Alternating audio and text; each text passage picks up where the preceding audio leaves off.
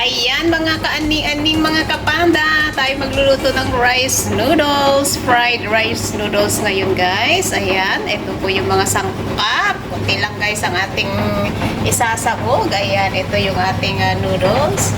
Tapos yung cabbage. Itlog to guys na in-scrambled egg ko. Tapos ay chop ko ng pino-pino. Prito ko na itong pork belly. Konti lang yan guys para malasa-lasa naman ng konti. Ayan, onion. Fish ball. Yan lang ang mga sangkap natin for today. Ayan, simple lang naman guys ang ating niluluto dito. At konti-konti lang naman ang mga sinasahog ko. Maraming mga bawal, ganyan.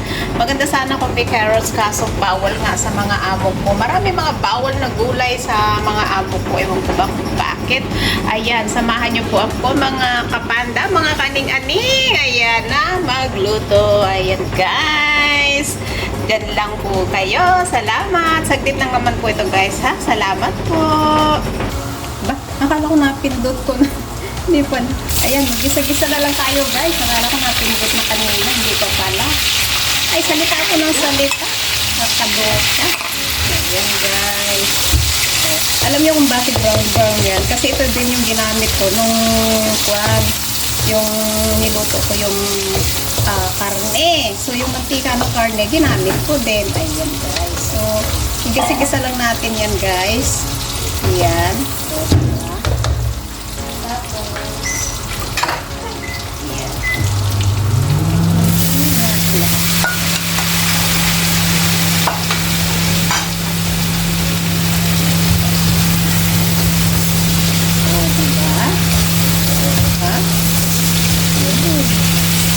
Yan lang kasimple yung ating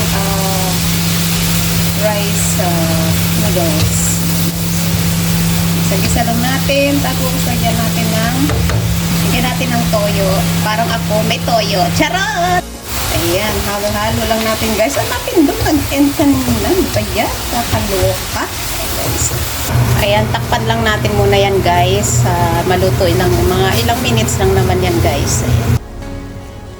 Ayan, iset aside muna natin yung gulay guys.